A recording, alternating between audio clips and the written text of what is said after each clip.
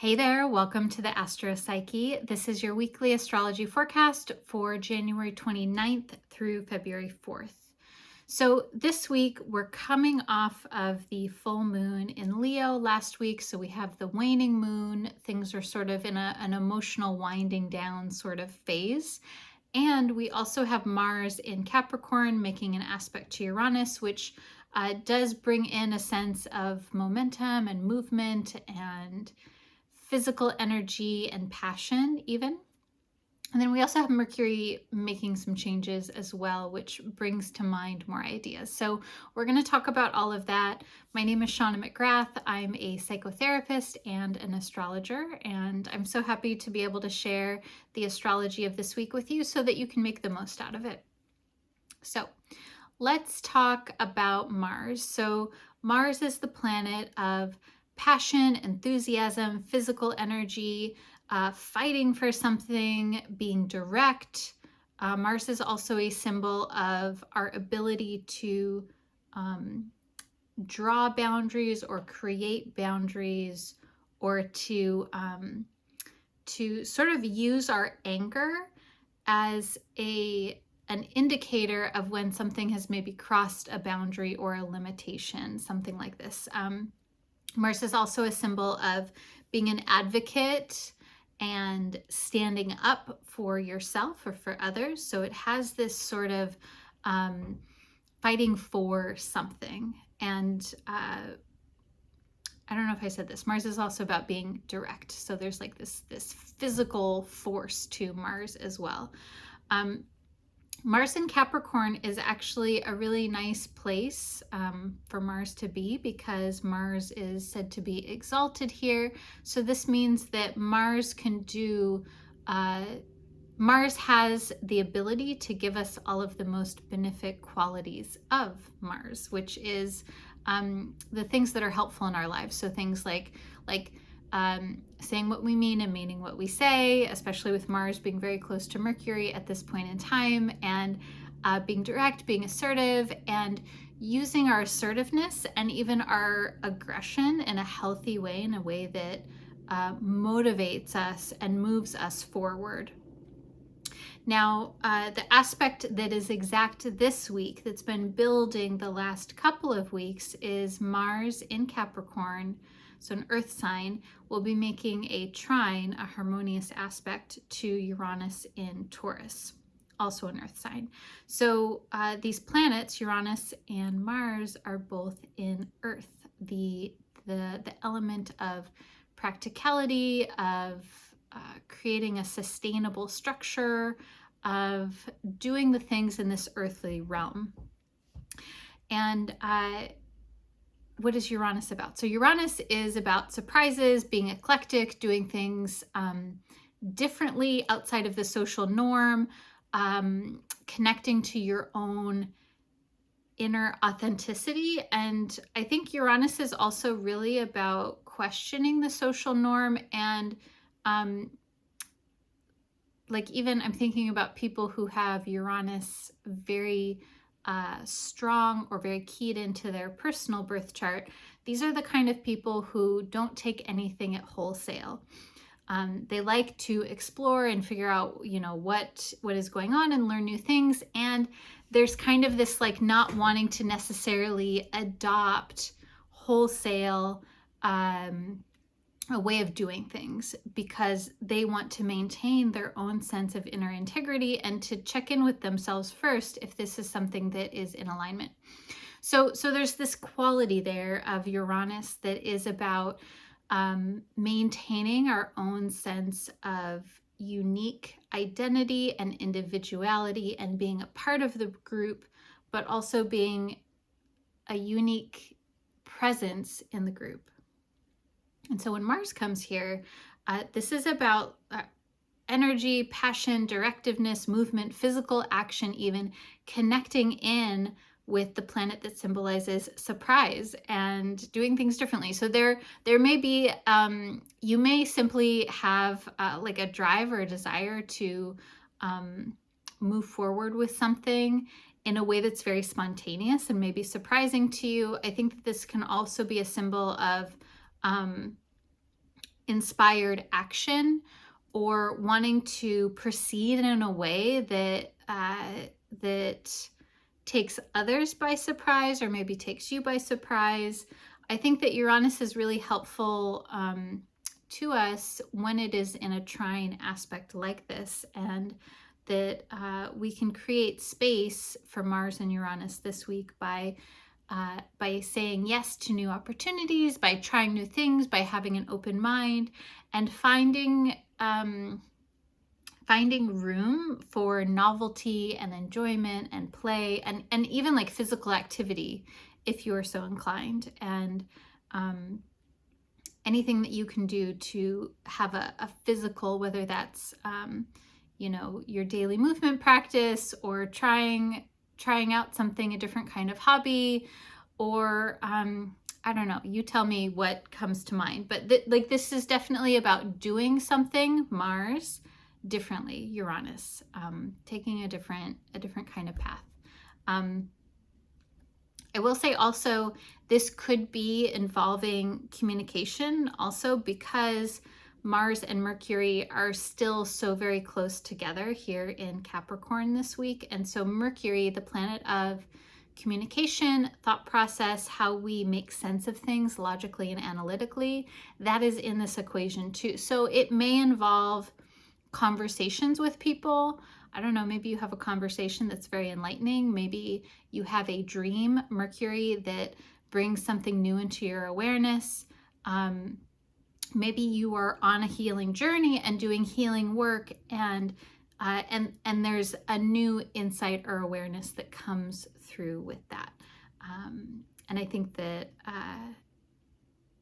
a way to make space for Mercury in this equation here is to, of course, do any kind of journaling or talking through things, sharing your experiences, or you're like talking through ideas with others, of course, in a way where with folks who you feel will be receptive and supportive and encouraging of your journey or your thoughts. So yeah, those are my thoughts on Mars-Uranus. I'm very curious what comes up for you. Uranus is very much about expecting the unexpected, so to some extent, we don't really know what will happen next week, as always, right? Okay, so the other part of this week, relating more to the lunar cycle, the sun-moon connection, is, so this week, so we're coming off of that, we had a full moon in Leo last week, on Thursday last week. And so the moon is starting to become smaller and smaller in the sky. So there's kind of this winding down energy, this exhale, this turning inward energy. This week, the moon is going to move through the signs of Virgo early in the week, then to Libra, and then into Scorpio, and eventually Sagittarius through the course of this whole week. Now we have the third quarter moon in Scorpio on Friday, the 2nd of February. And the third quarter moon is this point of contemplation, of deciding how we want to focus our energy. And I think especially it being in Scorpio, this is a great opportunity for looking at what we want to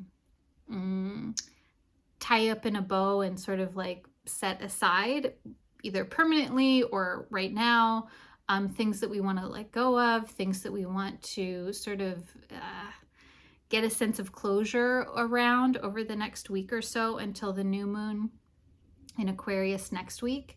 I think of this last section of the lunar cycle, from this third quarter moon that we're having this week on Friday through to the new moon, as this time of kind of like really letting stuff go and shedding and doing less. Like doing, is that accurate? No, maybe like doing less physically out in the world and doing more in your own inner world through contemplation and thinking about things. And maybe that involves planning or strategizing, but it's more, there's more activity going on inside versus outside. And this is something, again, that, you know, you do with what you want. This is kind of the natural energy that's happening, and then you can choose to lean into that, but sometimes we can't always do that. And so, it's also, I think, helpful just to acknowledge that you may have a lot going on and a lot that you need to do over the next week or two, and that to be gentle with your expectations of yourself, and to know that, if you need a little more time or you're just a little more tired, that's okay too. Other things that I want to say about this third quarter moon in Scorpio on Friday, the 2nd, is that Scorpio is about like really understanding the roots of something, understanding that nothing is what it may appear on the surface. And Scorpio really responds very well as an energy to things like psychology or healing, or giving a depth perspective to things, looking at like, okay, what is being left unsaid here, or what is sort of assumed but not explicitly stated.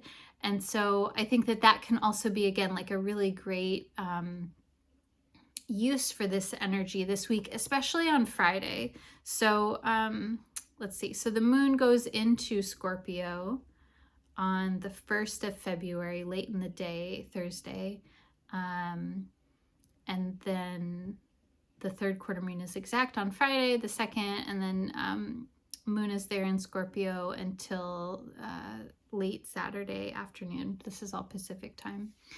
So I think Thursday, Friday, Saturday, it is a time that is conducive to more reflection and contemplation. And if there are any ritual practices even that you want to do around letting things go or making peace with things, I think that can be conducive to this as well. And even in the days following, because the moon will become more and more dark anyways. So I hope that makes sense. I think that people get freaked out by Scorpio because it gets a lot of kind of press about being like intense or hard or overly emotional. And like, sure, those things may be true. And I think that we need Scorpio. We need this depth. We need this sense of feeling into the depth and the intense introspection, and that when we go there on a consistent basis in a way that is safe, and either with yourself or with a support system that you have, that there is a lot that you can gain through that process that assists you when you're out in the world. Anyways, okay, that's my TED Talk on Scorpio third quarter moon. Also this week, we have Mercury in Capricorn, right? So Mercury in Capricorn with Mars. Mercury will be making a sextile, so a helpful aspect to Neptune and Pisces. So this is a more subtle aspect, but I think that it's really helpful, especially around using our imagination, connecting with divination or dreams, or any other sort of practice that we have for connecting with unseen energy, our higher selves, or our spirit team, or whatever language you want to call it, connecting with the divine in some way, in a way where especially you're seeking answers, which is Mercury asking questions. So I think that's like a helpful little aspect that's happening this week. And so this also, another thing that Mercury is doing, this happens late in the week on Sunday. Mercury's moving from Capricorn into Aquarius. And so this, again, like, we're not really going to feel this until Mercury hops into Aquarius on Sunday. And then Mercury will be there for a bit. And we'll talk more about that next week, I think. And this is kind of like it's a dramatic sort of change, because Mercury is in Capricorn and then it moves into Aquarius. And so right away, it's right there with Pluto at 0 degrees of Aquarius. The sun is there in Aquarius too, but it's a little farther away. So right away, we have Mercury-Pluto in Aquarius. And Mercury-Pluto as a combination is about intensity of thought and introspection. There can be kind of like an amping up of our conscious awareness and our intellectual awareness, Mercury, of anything that is unconscious or has been hidden or secret in some sort of way, Pluto. And this tends to be an intense feeling kind of aspect for folks. I mean, I don't know. I think it also depends on if this is keying into your birth chart personally or not. If it is, it may be something that you experience more personally in your life that feels more revelatory for you. But, you know, if you don't have any planets that are aspecting this particular transit, it might be fine. It might be more, you know, you notice it collectively. I think that Mercury-Pluto is very conducive to doing like mental repatterning or reframing, or to understanding, like sort of like Scorpio, understanding the deeper underpinnings of something. And there can be a new information or a new idea or a new understanding, a logical understanding of something that maybe has felt muddled or confusing for a while. I'll also say that Mercury-Pluto is really good for any kind of research sort of work too. Like, again, that's getting to the bottom of things. So that's a very practical way to use that energy. Again, that's going to be more active next week and the week following. What else did I want to say about this? Oh yeah, so Mercury-Pluto is also a symbol of psychic awareness or intuitive awareness. And so it may simply be that there is more of an intuitive sense that is already present there for all of us, but that gets heightened a little bit. Okay, so those are the main transits that are happening this week. Looking forward in the lunar cycles, we will have a new moon next week on February 9th. That is happening at 20 degrees of Aquarius, so about mid degrees of Aquarius. Friday, February 9th at 2:59 p.m. Pacific time. And then later in February, we'll have a full moon in Virgo at 5 degrees of Virgo on Saturday, the 24th of February at 4:30 a.m. Pacific time. So we'll talk more about those then. That's kind of what's happening this week. So I'm going to pull 3 tarot cards for you as usual. As I'm shuffling, you can get yourself into a calm, curious, contemplative space.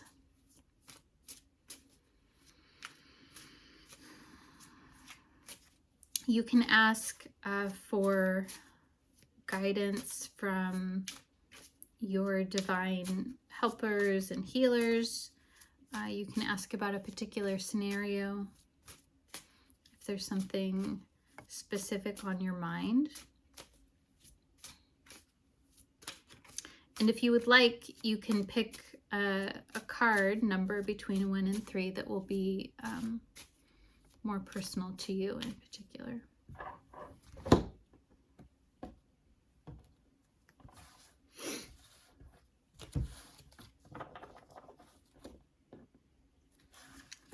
All right. Ooh, okay. So, first card is the 8 of Pentacles. And so this card is about, so in the image of this card, there's a person who's doing what looks like rock climbing. And the little like thingamajigs that they grab onto with the rock climbing are like pentacles and little like what look like potions and stones and stuff like that. And they have a harness holding them. So this card is about putting in the work to get to where you want to go. And I actually want to read the guidebook on this in particular. Sometimes I feel compelled to do that. Okay, Eight of Pentacles in this deck, which is the Tarot of Spells and Potions. You can conquer any heights. Long training sessions, self-confidence make you an excellent professional. Oh, this is very interesting. Okay, so this is the topic, kind of, if I'm reading all of these. So there's something here that you want to conquer or achieve. You want to, this is like encouraging that you can do this, and the way to get there is through putting in the physical effort, possibly long training, or sort of like long segments of time. I'm really thinking about Mars in Capricorn when I'm talking about this card. And then, yeah, this is also about self-confidence that gets, it's like self-confidence is accrued through like each little step that you step up here. And each little step that you step up, you are like, oh yeah, like I'm getting farther. And so there's this thing also with the Eight of Pentacles around doing one step at a time. And it's like it takes this muscle and this effort to get to where you want to go. And in this card in particular, there's a little cat. I don't know if you can see it on the video. There's a cat that's like above the person and is looking down at them, and they're looking at the cat. And so there's also people here,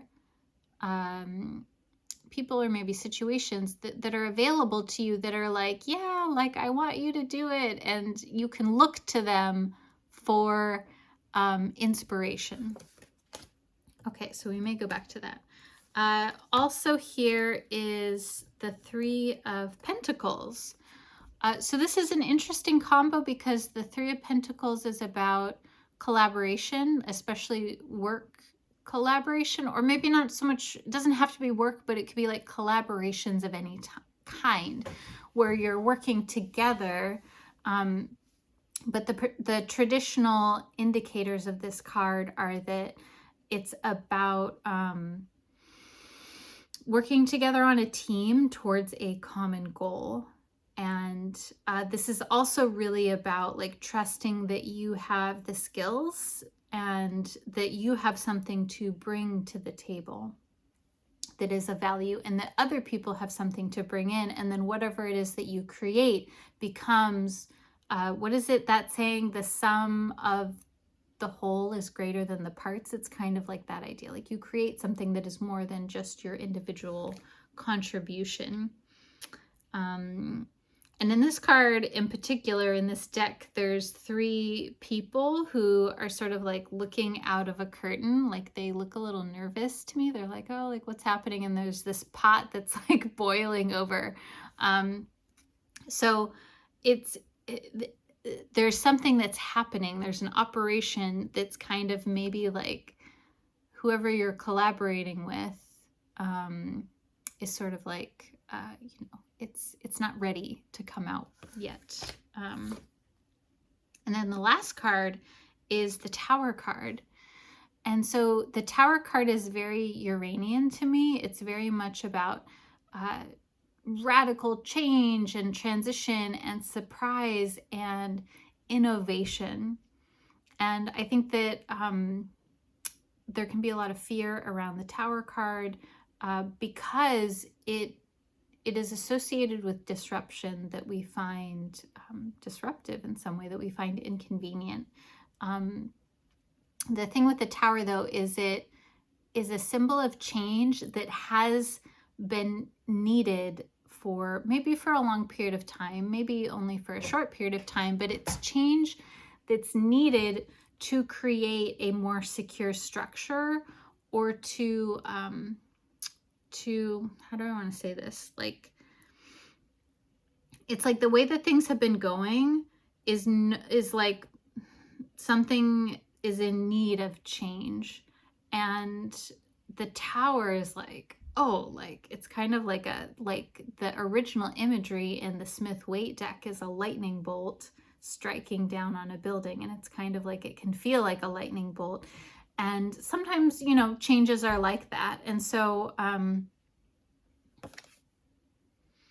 in this card in particular, there's this figure that's kind of like, they're like chilling, hanging out. They're looking over at this castle, and there's this broomstick that's sort of like going across the card. That feels like the lightning bolt in this case to me. And so I don't know, this, I'm also realizing too that we talked about this week Mars-Uranus happening, which feels very like a towery kind of energy. And so I don't know, maybe there's something like, there's something that you are moving towards or working towards. There's a large scale project that requires a lot of steps, or a large scale process, something in your life that you are working towards that is a long-term goal.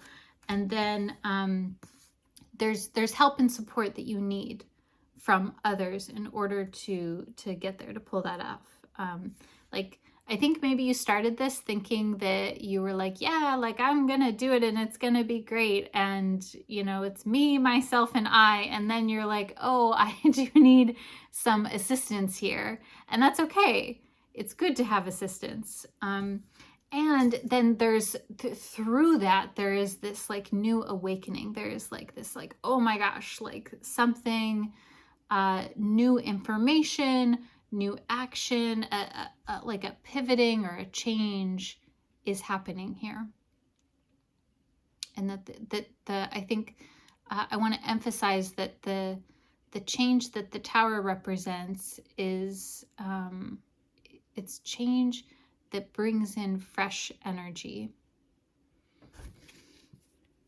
Okay, so that's your forecast for the week. I hope that you enjoyed this.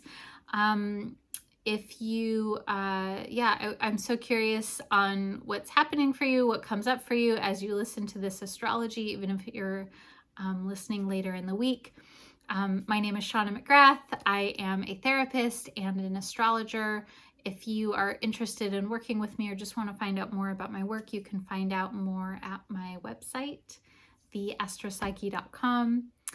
Such a pleasure to have you here and to be able to share this with you. I am wishing you a most easeful week, and I'll see you soon. Bye.